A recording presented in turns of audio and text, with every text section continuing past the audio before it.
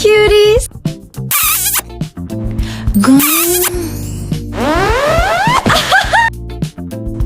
Subscribe. All right now, y'all see my hair, got a new hairstyle. I wanted to touch on some serious topics, one being service providers.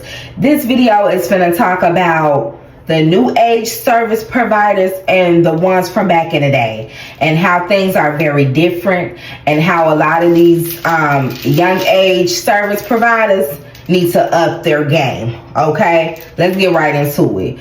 I'm not understanding, and I hate to try to put age and everything up in this, but let me tell you something. We need to bring it to the forefront, because everybody can't be lying. Everybody can't be lying, and they're saying the same things about a lot of you service providers. In particularly, let's kind of touch on the hair service providers. Okay, it's a lot more. It seems like younger stylists now than older stylists. You know what I mean. And I feel like y'all take a lot of advantage of people, period, whether that's older people or more younger people like you. Y'all take advantage because y'all don't understand how important it is to have good customer service. I don't know what y'all be doing when y'all figure I want to start a hair service or any kind of service for that matter, and you're not putting customer service at the forefront. And you think, oh, well, I'm a nice person. It's more than just being a damn nice person, okay? You need to know how to give an experience. Y'all don't give experiences. We are used to experiences, especially the older generation, bruh. I remember going to beauty shops, and from the moment we got there, from the moment we left, the whole entire thing was an experience, okay? They greeted you when you came in. They were happy to see you. They held a slight conversation, not saying you have to talk all the way through, but they just made you feel like comfortable and seen or whatever. They really cared about your hair. That's just a whole nother point, okay? They really cared about your hair and talked about things that you can do better for your hair. And they really tried to do the exact style that you asked for, okay? They were prepared. They had product. You didn't have to bring nothing. They had the product, okay? You have to bring your head. That's it. Okay, they were nice to you. A lot of times they even had snacks or something like that. Or, just being very, very for the client, okay? If you was hungry or whatever, it was a restaurant next door, they'll let you get up, go grab you something to eat, come back, whatever. Like they gave an experience, and they wanted the customer to have a good time and get their hair done and not worry about all these other things that they shouldn't be worried about during a hair appointment, okay? Y'all don't understand that the customers are coming in paying a lot of money. People have worked hard for their money, and they're coming in and you're being fucking shitty, okay? You're acting like you don't want to be there, because a lot of y'all do it. You're acting like you don't want to be there. You're barely saying anything. And the main thing is y'all don't be greeting people. It's a lot of stuff that and it's like I said, it's all kind of service providers, but a lot of times it be the young ones. I don't care what nobody say. Y'all don't be greeting people. Y'all think everything is a game. It's a money grab to y'all. And it's really unfortunate. And that's why y'all can't maintain clients. And that's why y'all lose clients. That's why y'all don't never really have a loyal fan base. If you not even fan, but a loyal client base, shall I say. Do y'all not understand that? That's why y'all not making uncontrollably amount of money. This is why you cannot sustain income. You cannot sustain stability, because you don't know how to treat people when you are providing a service to somebody. Okay, they should feel like they're having an experience, like they're in like spa mode. This is self-care mode, okay? One of the most relaxing modes that you can be in, and they're coming to you to get that experience, and it be shitty a lot of the times. But let's go back to the not greeting, okay? Y'all don't be greeting people. I have been to numerous places. Y'all don't greet people.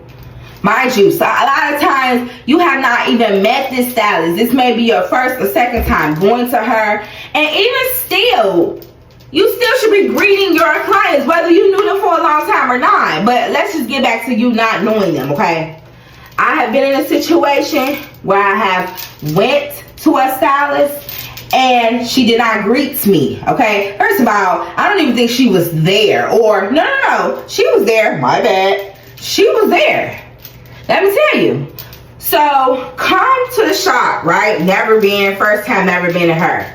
I come in, I see people doing hair. I see her actually doing hair. It was like a 2 different levels kind of thing. It was a level down, it seemed like it was a level up. She was on the upper level, already doing somebody's hair. That's another thing. I don't know how many times we're going to come to the shop for our appointment and we're on time, we're a few minutes early, and you still got somebody in the chair.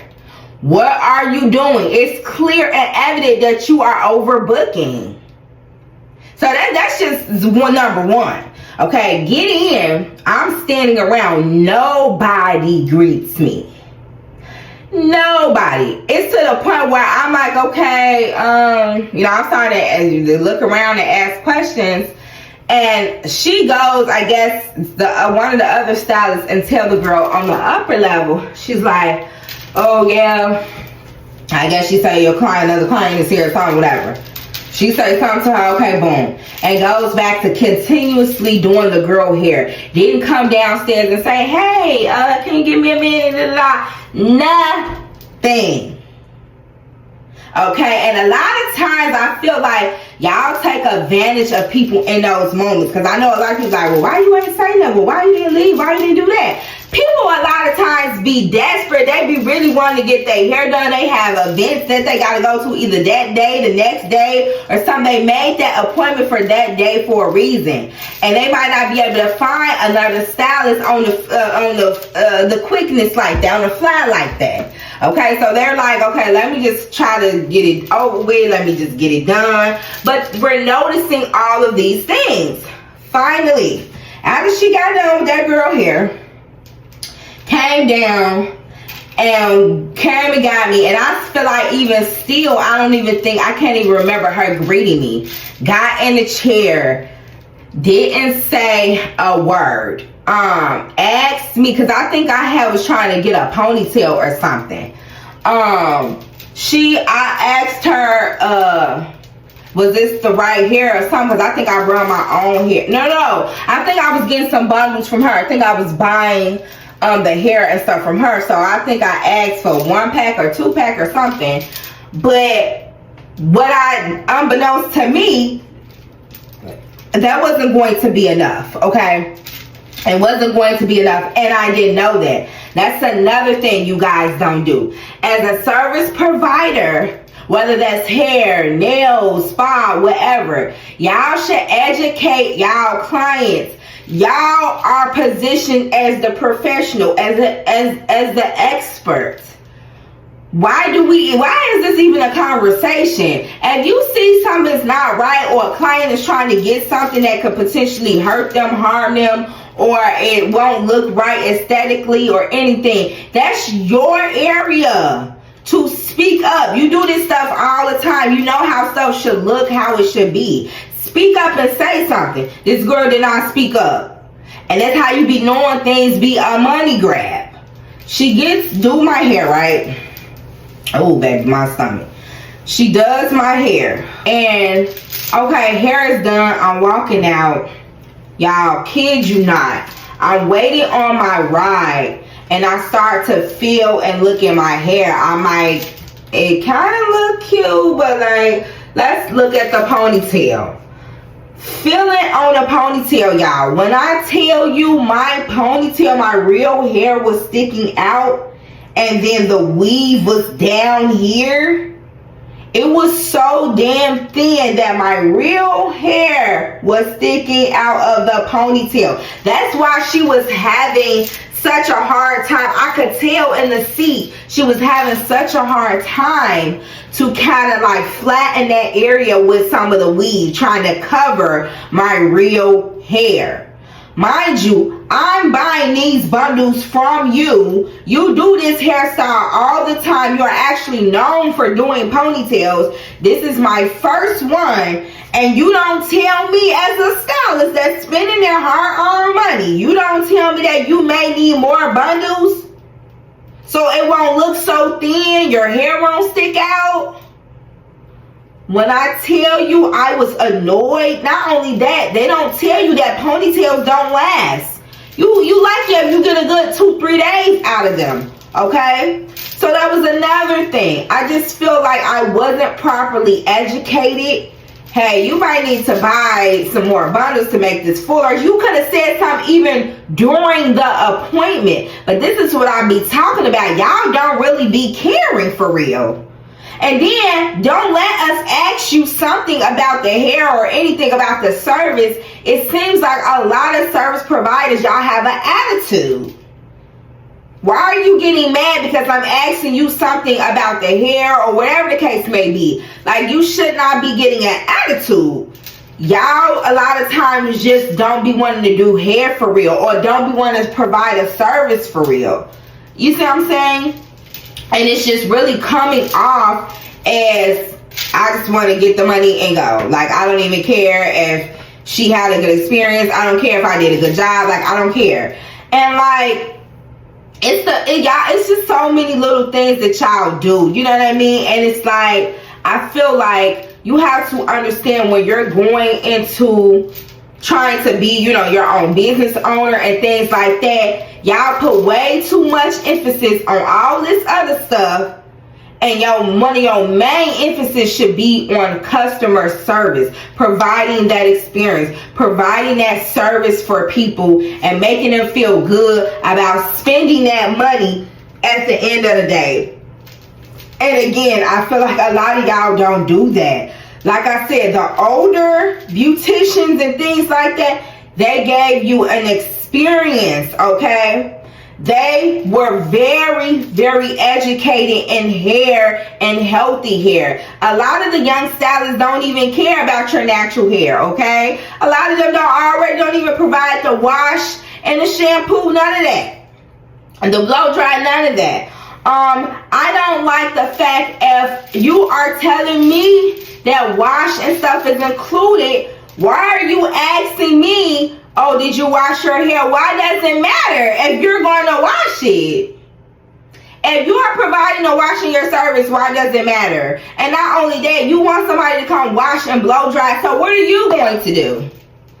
What are you going to do? If I'm coming with all my hair already kind of halfway ready to roll, like, what are you going to do? And understand, they be charging these astronomical prices. And that's what a lot of services.